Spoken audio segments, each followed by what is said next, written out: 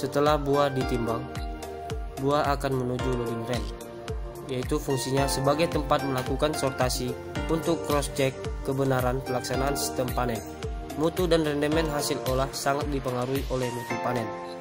Di PKS Bajambi memiliki 19 pintu di line 1 dan 9 pintu di line 2 dengan kapasitas yang berbeda.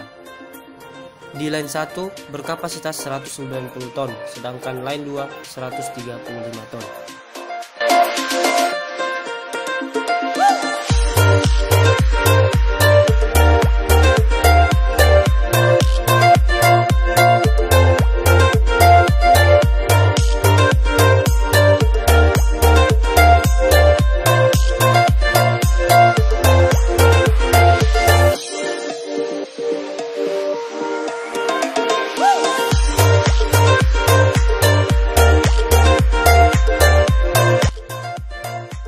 Setelah TBS disortasi, TBS akan menuju stasiun rebusan. Di sini TBS akan direbus dengan tekanan 2,8 sampai 3,0 kg per cm kuadrat dan suhu 120 sampai 130 derajat Celcius. Tujuan perebusan yaitu mengurangi peningkatan ALB, mempermudah proses pemberondolan pada tracer, memudahkan pelepasan serat dan biji, melunakkan daging buah, dan menurunkan kadar air. Di PK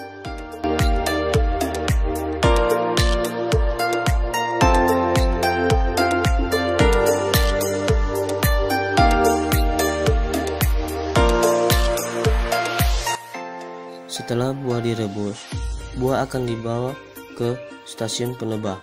Di sini akan dipisahkan brondolan dari janjangnya dengan cara mengangkat dan membanting serta mendorong janjang kosong ke empty bunch conveyor, dan brondolan akan jatuh melalui kisi-kisi ke fruit conveyor.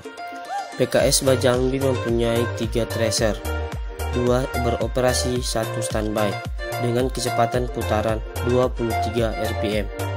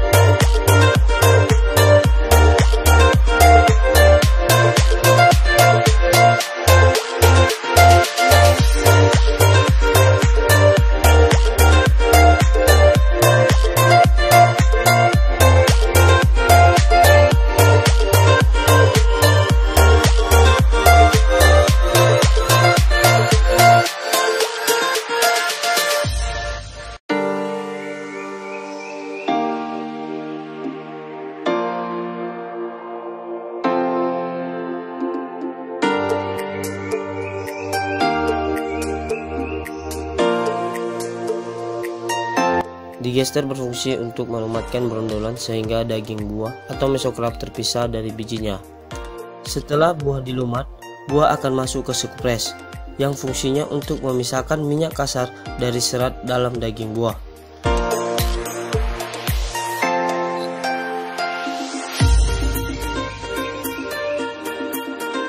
Fungsi dari sentrep tank adalah untuk menampung sementara minyak yang keluar dari pres dan juga untuk mengendapkan pasir dan kotoran lainnya akan menuju vibrating screen yang fungsinya untuk memisahkan massa padatan berupa ampas yang terikut minyak kasar.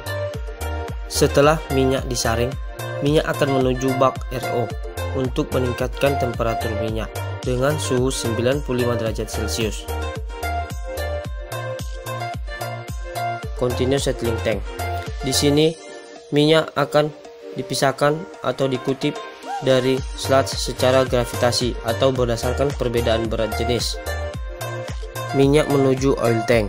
Di sini minyak akan dijaga temperaturnya yaitu lebih dari 90 derajat Celcius. Kemudian minyak akan menuju oil purifier yang fungsinya untuk mengurangi kadar kotoran dalam minyak dengan menggunakan prinsip pemisahan berdasarkan perbedaan berat jenis dan gaya mekanisme sentrifugal. Setelah itu, minyak akan menuju vacuum dryer yang fungsinya untuk memisahkan minyak dengan air yang mengikut dengan minyak agar minyak yang dipasarkan mempunyai kadar air yang rendah. Setelah minyak dimurnikan, minyak akan menuju storage tank yang fungsinya untuk menampung produksi minyak hasil olahan sebelum dikirim ke pembeli. Di sini temperatur dijaga dari 50 derajat Celcius sampai 55 derajat Celcius.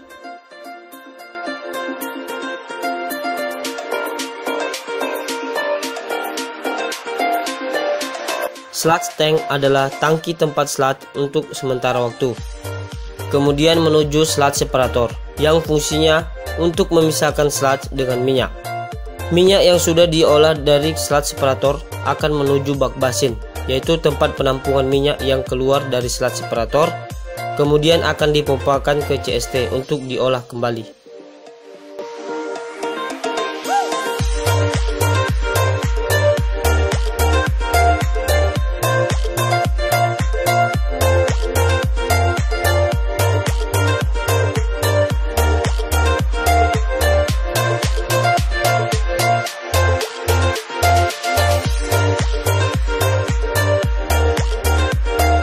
Stasiun pengolahan biji.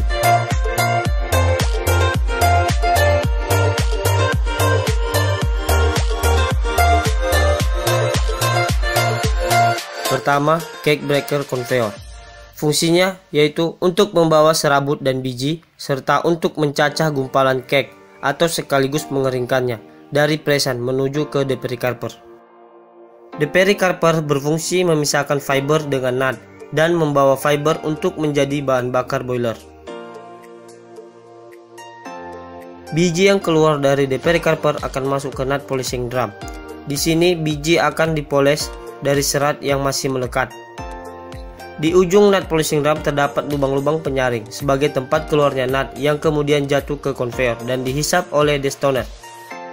Kecepatan putaran tromol adalah 18 rpm.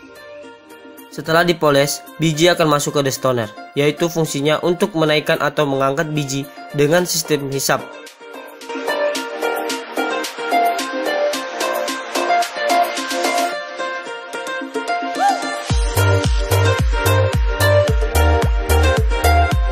Setelah biji dipisahkan dengan batu-batuan, biji akan masuk ke ripple mill yang fungsinya untuk memecahkan biji dengan cara digiling dalam putaran rotor bar, sehingga biji akan bergesek dengan ripple plate.